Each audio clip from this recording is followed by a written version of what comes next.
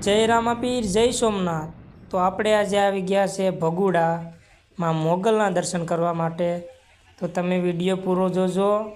અને અમે આવી ગયા છે ભગુડા, તો માં મોગલનું મંદિર પણ તમને બતાવીએ અને દર્શન પણ કરાવીએ। તો વિડીયોમાં બને રહેજો મિત્રો। તો સામે દેખાય છે તેમાં મોગલનું મંદિર છે આ।